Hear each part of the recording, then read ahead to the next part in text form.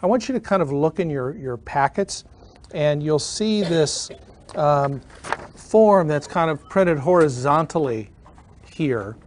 And at the top of it, it says Outreach Ministry. And basically, it's a simple template for a plan. And I'd like you to go ahead and pull that out of your packets from today.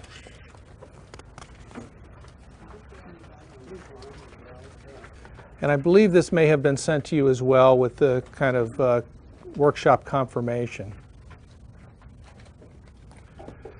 And I'd like you to kind of leave this out because it becomes something I want you to kind of begin to fill in and take notes as thoughts occur to you, because look at everything as you will today through the lens of how am I going to take what I've heard and translate it to me.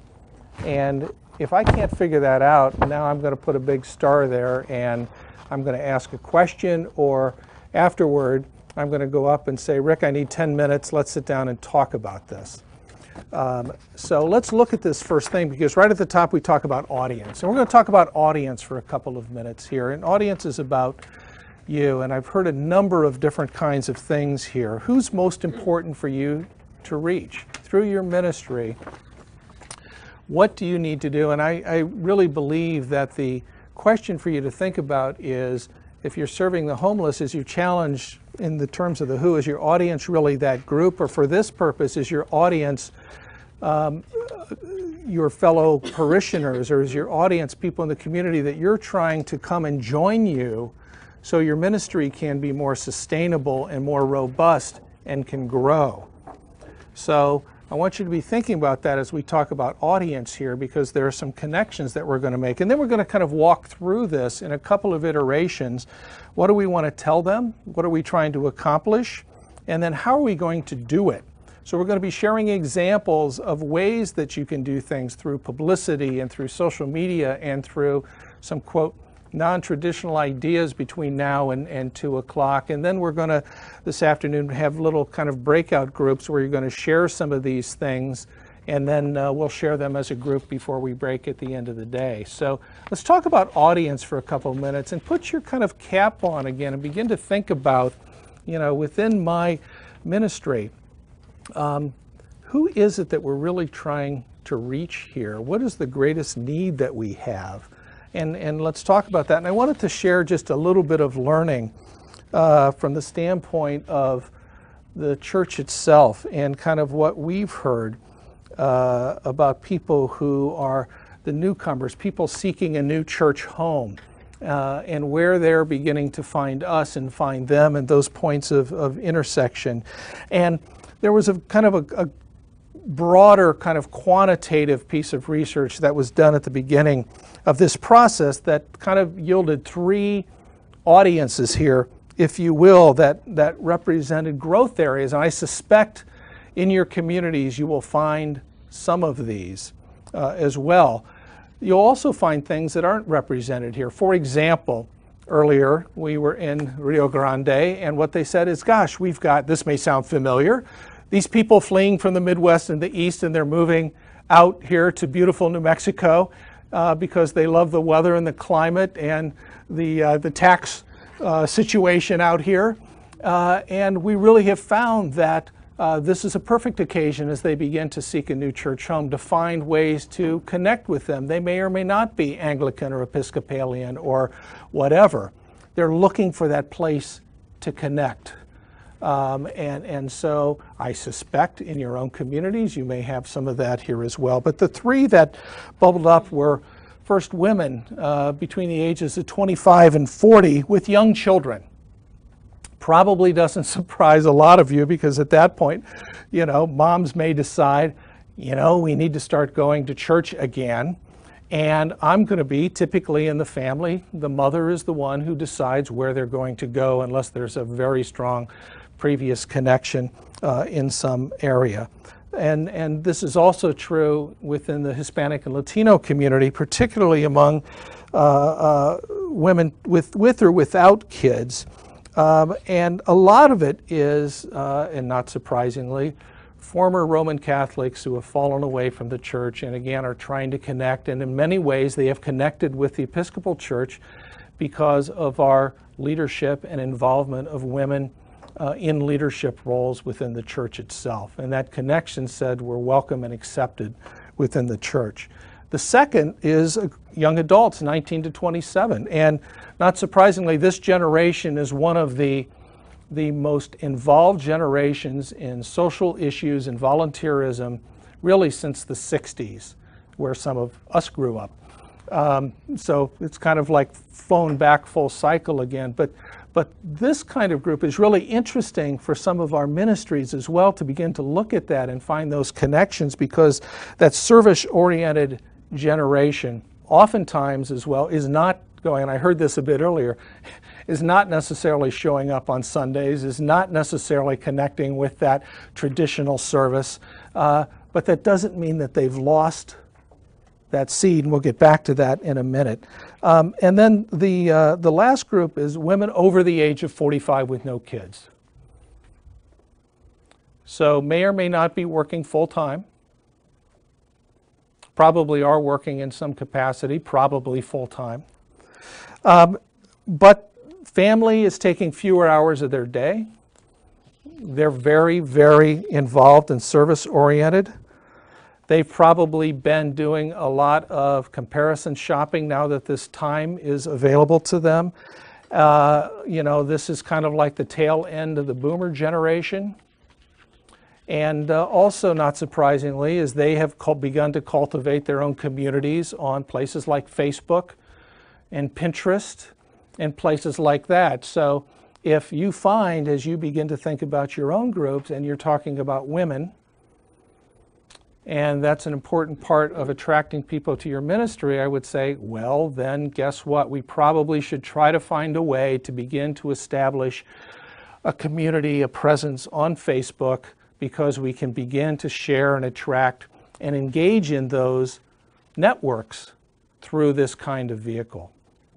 I'm just curious, those three groups that you just named, they are growing groups that are coming into the Episcopal Church? Is that what you're telling us? They are growing groups that we have found two things with. One is that we have begun to see those groups, yes, be attracted to church, but those are groups that represent opportunities for us to begin to engage with them because of the connection. So it's a little of both. What about the other groups? In other words, anybody else? Yeah. It's not meant to be exclusive. It's simply meant to say these areas are areas that seem to have the greatest opportunities in terms of growing numbers. What about men? I mean, Oh, it's you know, I just said, you know, young adults 19 to 27, for example. So it's not exclusive at all. Men are absolutely important. I'm just saying that these are areas that seem to have more potential than others. It's not meant to be exclusive at all. after the teen age of 25 with the young adults, which obviously is a mixed group, Right. is that then the men drift off to something else because they are working, hopefully? But we're found in family situations, the woman tends to be the one that selects the church more than the man. It's a matter of degrees. It's not 100% to 0%. That's all.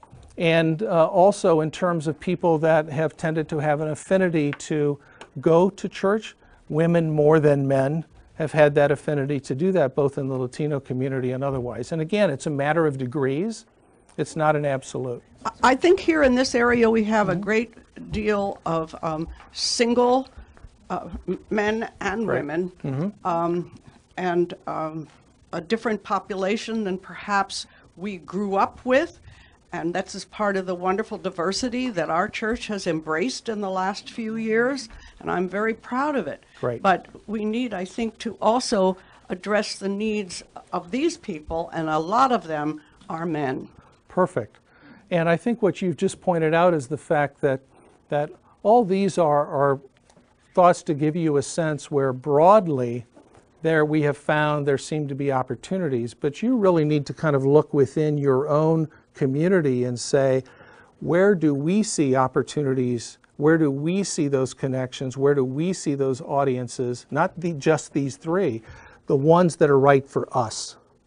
The ones that are right for us. And I really mentioned the kind of young adult group because of the comment earlier that we see a lot of young folks walking away from these kind of traditional services and showing up on Sundays and finding that social service connection. So again, these are examples for you, but you're doing exactly the right thing, which is questioning, gosh, that's good, but what am I seeing in my community? Where do we see the right connections being made?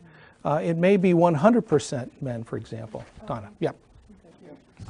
Just two thoughts. Sure. One is when you mentioned Facebook, I read recently someone that who led services who got up at the beginning of the service and would say, please shut your phones off.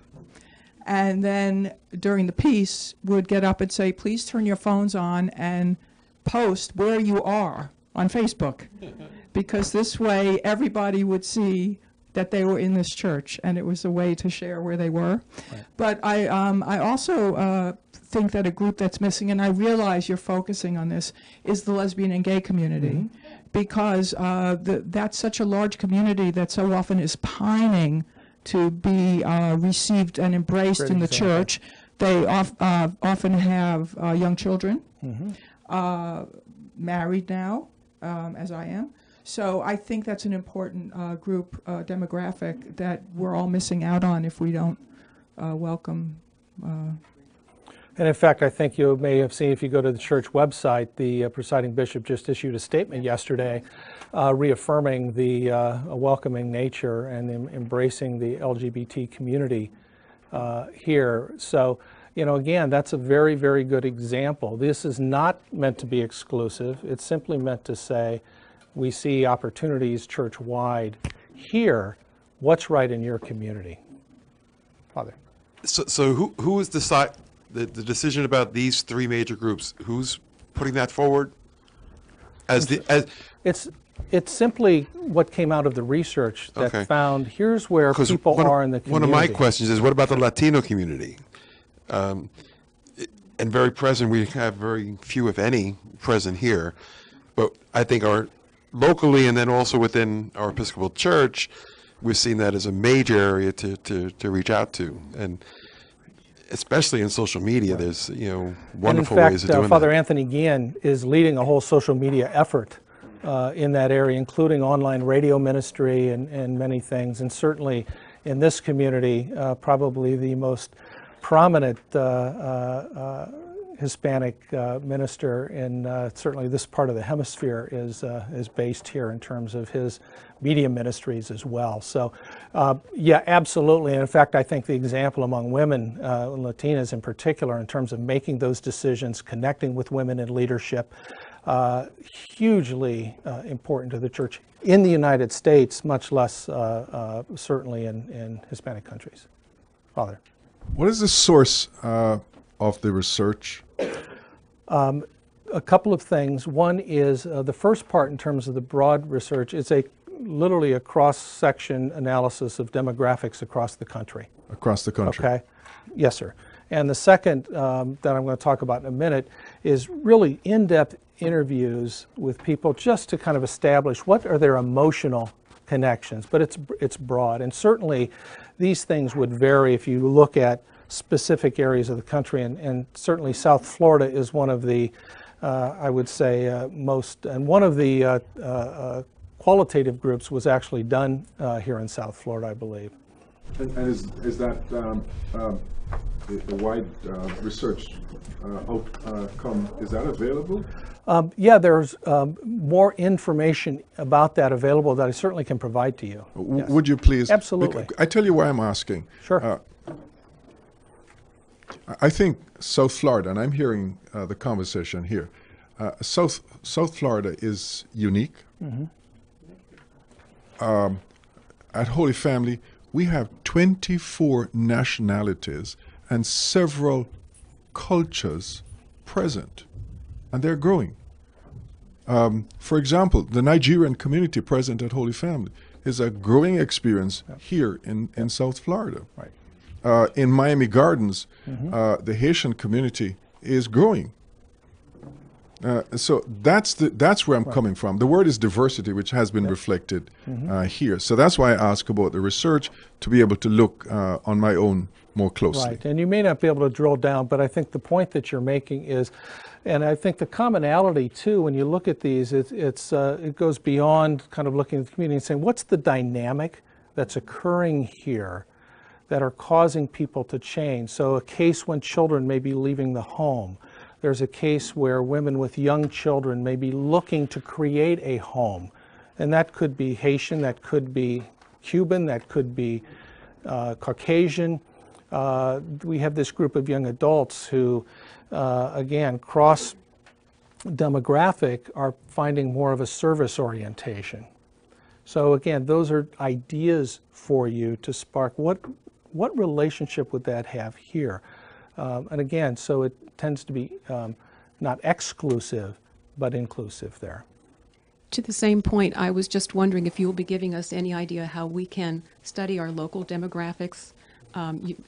You have a national profile, Sure. and we can see what the national norm is, but you know, what will you give us some ideas how we can? Sure, and we'll just talk about that for a second in terms of audience. And one thing that I found to be very successful, but not easy necessarily for everyone to do, is simply to ask.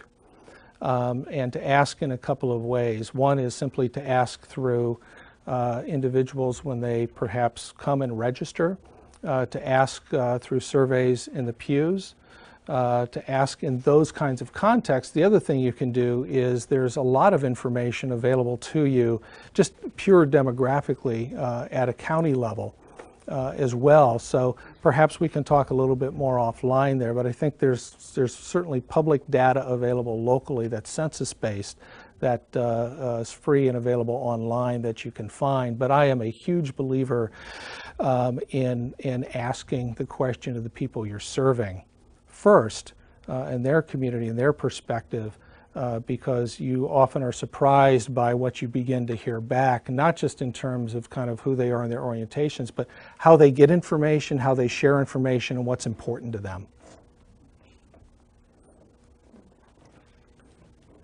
Okay. So a couple of other things we're asking. Again, I think this is important to say, these kind of emotional connections that came after kind of really deep, like 2-hour conversations with individuals where there were 3 questions asked. What are their earliest experiences? How did they begin to kind of connect with and discover the church and find a home? And there are just 3 points that I wanted to make. You know, particularly for people who had grown up in a structured church environment, they kind of connected it with this sense of judgment, if you will. And maybe that's from Bible lessons early from the Old Testament, I'm not sure, but this notion and connection as well. But there was both this kind of understanding of this kind of formulaic spirituality, the ritual that may not have been as approachable then. Now they're starting to find comes back. They miss a little bit of that discipline and structure, if you will. But this last point, I think, is particularly relevant for us here. This idea of searching for and kind of reconnecting and finding this affirming community, you know, people of like interests, people that are welcoming you, people that truly do welcome you and make you feel at home. I attended a service last Sunday at St. Timothy's in Cincinnati, and I'll talk about St. Timothy a little bit later, but I was raised Catholic, and you know, you're kind of forced there to go say hi to the people around you because people kind of stand. It's always been my experience. Now it's time to go ahead and say hello. When I walked into St. Timothy's and stood in the pew, literally everyone around me before the service turned around and said, "I don't think I've seen you here before. I'm John. Who are you?"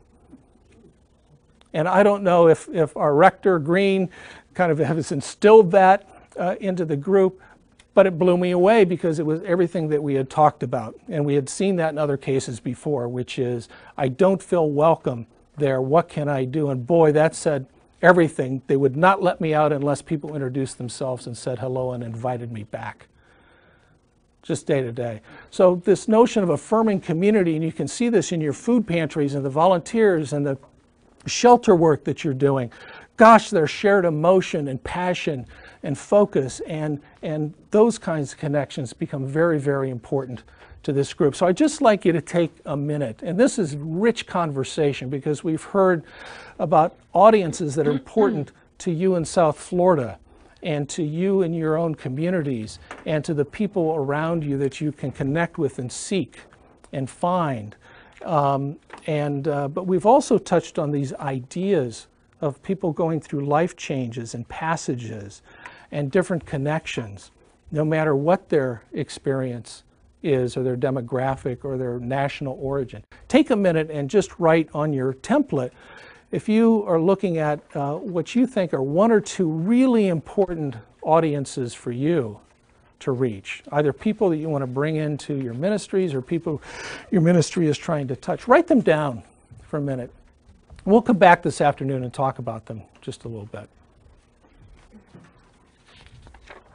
Give you just a minute, and then we're going to write down two more things.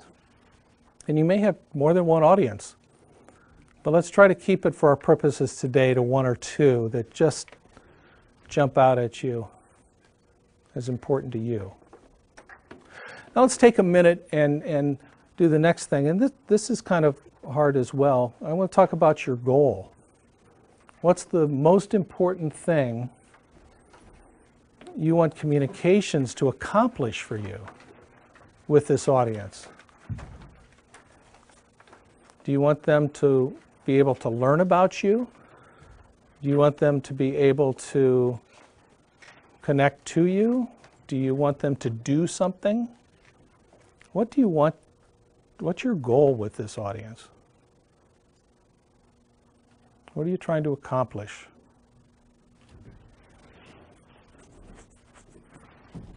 And you'll see in your form on the boxes on the left what we want to achieve, what we want to accomplish. Go ahead and write one or two things in there. Sure. So yeah, when you see these right here in your form, you can just put a note there. What's a goal or two here? And this is an iterative process, particularly in this case, because it does require reflection. But the biggest thing I've found, get your gut ideas down, get your initial thoughts down, because they really allow you to build on something. Don't try to overthink it. What do we want to do? What do we want to accomplish? So we'll spend another minute on that. Then we'll take a last exercise for a couple minutes, and we'll talk about what's one or two things we want to say to them. If this were study hall, you'd all be getting an A. All right, so we've thought about an audience or two we want to reach. We've thought about one or two things we'd like to accomplish. Now I'd like you to take a couple of minutes and think about what's one or two things we want to say to them that they will find relevant. What do we want to tell them? Think about it, not what we want them to hear. Then try to put yourself in their shoes for a moment. What do they care about? Put yourself in their shoes. If it's someone who you're asking to volunteer, what do they care about? Why should they follow you? If it's someone you're seeking to serve in your ministry or attract to your congregation, what are they thinking about? And you may find you don't know, which that's an action item for you. I need to go find out when I go back home. I need to learn more about what they care about, because until I know that, I can't do an effective message to them. But that's good. We have a start. You're not going to be perfect. These are going to be very rough, and you may have, I'm not sure yet, but let's get a baseline set and we'll come back to that. Okay? And you'll see some teasers here. How can you communicate this idea of acceptance of them? That there's a connection, you know where they're coming from. The ways that you are serving in a way that might connect with, again, this group that is very interested in helping one another or within the community. Are there shared experiences or things that you might be able to offer, or a story or an example? Okay.